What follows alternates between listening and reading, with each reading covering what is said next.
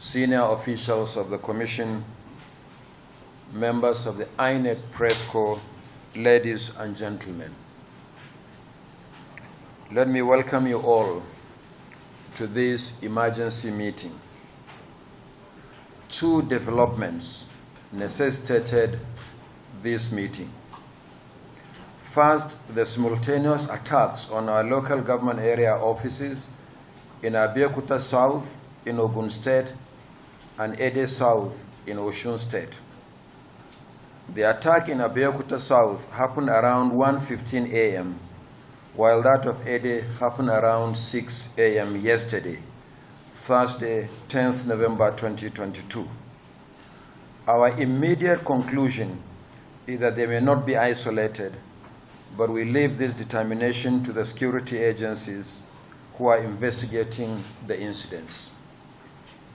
Secondly, the spate of attacks during electioneering campaigns by political parties is increasing rather than decreasing.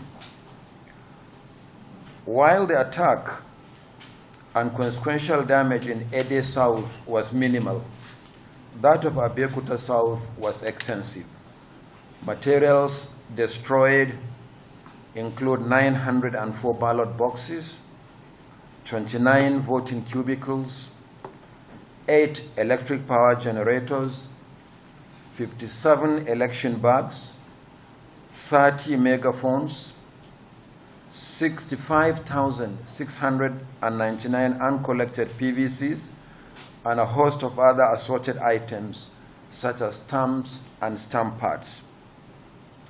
The Commission is taking urgent steps to repair the damage to the building and replace the facilities in the Ede South local government area so that the office becomes functional again immediately. For Abeokuta South local government area, the destruction was total.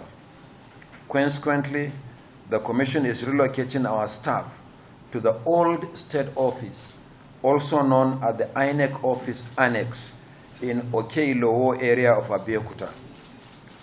All activities involving the 15 registration areas or wards and 445 polling units in Abeokuta South local government area will henceforth be coordinated from the new location at Okeilowo. Similarly, the resident electoral commissioner for Ogun State has been directed to compile the voter identification numbers of all the 65,699 permanent voters' cards lost in the attacks from our database and submit the record for immediate reprint. We want to assure affected registered voters in Abeokuta South that no one will be disenfranchised as a result of this dastardly act. Turning to the spate of attacks during the ongoing political campaigns and rallies, the Commission has so far tracked 50 incidents across 21 states of the Federation and the Federal Capital Territory. These unhappy occurrences are coming just a little over 1 month into the election campaign, which is scheduled to last for about 5 months, from 28 September 2022 to 23 February 2023 for national elections, that is Presidential and National Assembly, and from 12th October 2022 to 11th March 2023 for state elections, governorship, and houses of assembly. The Commission is worried that if no urgent and decisive steps are taken, the attacks will intensify as we approach the election date. As we all know, a peaceful campaign heralds a peaceful election. We need to take decisive steps to stem the ugly trend. As a body, the Interagency Consultative Committee on Election Security brings security, safety, and other agencies responsible for securing the process and ensuring peaceful elections in Nigeria. Understandably, Nigerians expect a decisive action from excess. It is important that we move swiftly to apprehend perpetrators, prosecute them as required by law, and reinforce security around election officials and electoral infrastructure around the country. As we have stated on several occasions, Election is a multi-stakeholder activity involving not just INEC and the security agencies. The political class plays perhaps the most critical role in ensuring peaceful elections. We must all rise to the occasion. Nigerians are watching us. The world is watching us. We must never disappoint them. The Commission wishes to reassure Nigerians that we remain committed to delivering credible elections in spite of the challenges.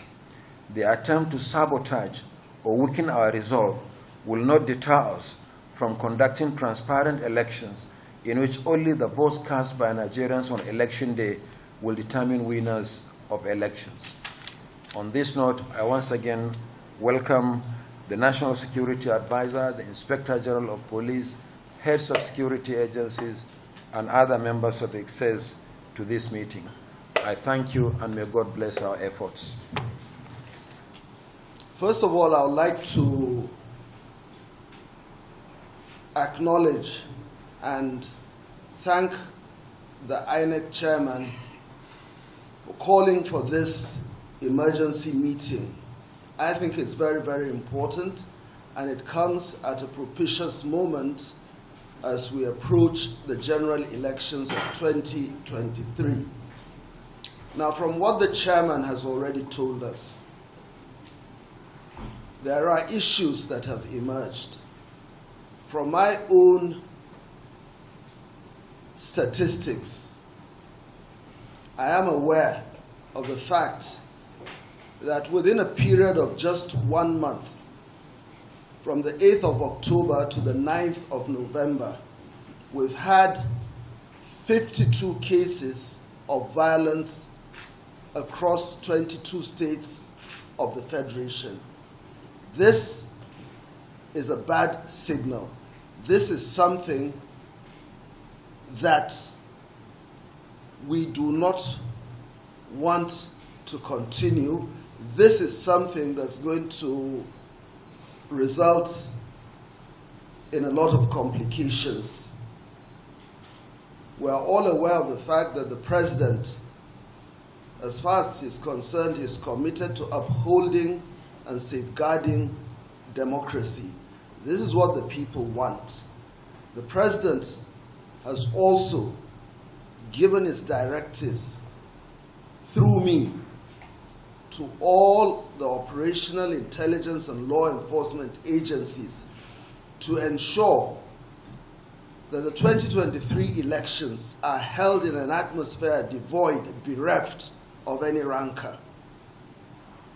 The president is extremely pleased with the outcome of the results of the elections in Anambra State, Ekiti, and Osun State, and he wants a repeat of such performance, a manifestation of the people's will triumphing over any obstacle that might dismantle the democracy we're trying to protect. Now, I want to assure you that the security agencies have been given clear-cut instructions to preempt and deal with any situation in which any rogue organization or institution decides to embark on what we consider to be a fundamentally criminal enterprise or undertaking. Whether these are isolated incidents, collective group activities, is not important. The important thing is that every Nigerian is allowed to cast his vote, and those votes must count. Now, for those people who hold the strings, who control these groups that have a proclivity for unleashing violence, those people who have gangsters working for them, I want to send a very, very clear warning, a categorical, unequivocal warning to each and every one, regardless of whichever party including the party of the president, for as long as you decide to scuttle the electoral process, the law enforcement agencies will equally be uninhibited in reacting to whatever actions you have taken. You will be visited with appropriate, with commensurate response. I want to assure you, and I'm saying this with all sincerity, so those people who feel they have had a history of organizing and controlling groups that have an inclination for excessive, immoderate, inordinate behavior, I want to send this warning to you. Please reassess, reevaluate, run through whatever contemplation you have been making. Call your people and advise them that as long as they do not behave in a manner that suggests compliance with the electoral laws, as long as you do not operate on the straight and narrow, you will be held accountable. Therefore, it is important for you to call those people, and you know the people under your control, those thugs, those bloodthirsty, trigger-happy thugs, straining at the leash, foaming at the mouth, desperate to have the opportunity to undermine the electoral process. They will be brought to book. Already, the security agencies, intelligence agencies have been tracking these people. This I can guarantee you. You need to do yourselves a favor, call your people, your capo regimes, your hoods, talk to them. Have a nice, quiet fireside chat with them and tell them to lay down whatever plans they have. Because whoever wins in any state, whichever party wins, that party has won. This is the intention of the president of this country. Any pretense, anything, there will be no excuse whatsoever. So if you think you can stretch security agencies, I think you are making a mistake. You need to reconsider your position. Nobody is going to take any excuse because the security agencies have been directed to behave in the same manner. So if you think you lose your marbles or you allow your cheese to slide off the cracker, you will be brought to book. I think a word is enough for the wise. Those people in the position to call to order these criminal elements, I'm giving you a word of advice. Please reconsider your position, reassess the situation, because the president of this country has given us clear-cut instructions. And if you think we have had a history of not following through whatever instructions given to us, I think this time you will be in for a real shocker. I thank you all. Let me add my voice by making one or two remarks regarding our determination to ensure that 2023 general election is free, fair, and credible. From the events that are unfolding, as enumerated by the first two speakers, or the chair and the co-chair of the Interagency Consultative Forum, this determination is being threatened by events that is unfolding itself from the day electoral or campaigns are unfolded. We have had incidences of intolerance by politicians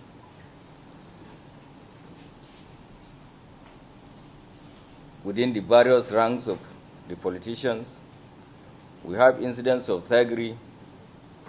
We have incidents of rallies, campaigns, and processions being disturbed violently, and so forth. We have witnessed sabotage to the general election by destroying and attacking INEC offices, personnel, and so forth.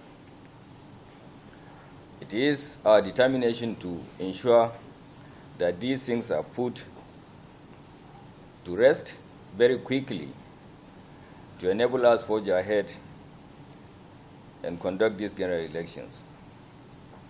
It is my wish and desire that the security agents that are here, election security is to be monitored collectively by all of us, and therefore we need to even extend our synergy, collaboration, and cooperation to these extended even to the campaign periods.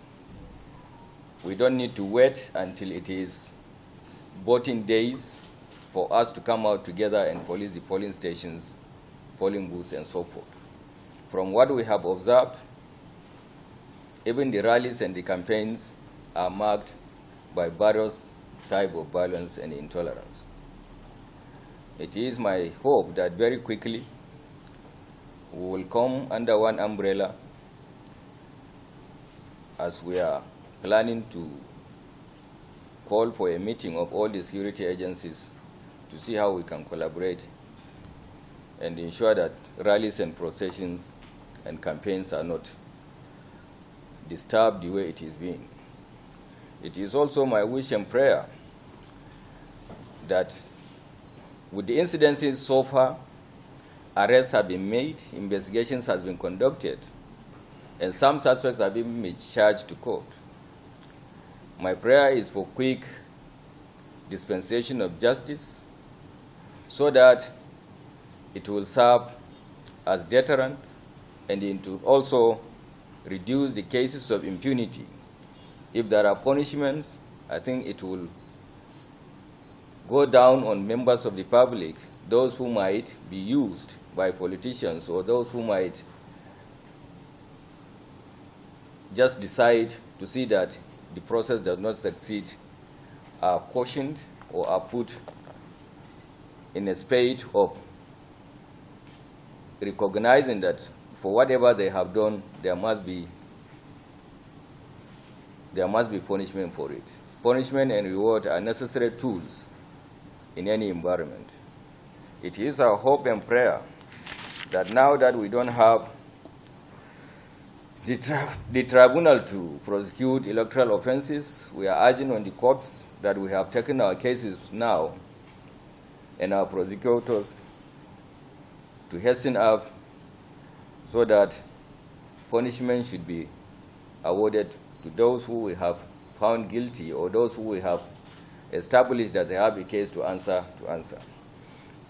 As for what had happened to the INEC office, I have directed all commissioners of police through their DPOs to ensure that all INEC offices, the protection of all INEC offices is upscaled, because the definition of what is essential document is defined by INEC in two ways. But for us, I think we need to look at the whole thing as essential. The quantum of properties that were burned or by arsonists in Abeokuta must have that level of effect to ensure that security must have been upscaled in that place earlier than now.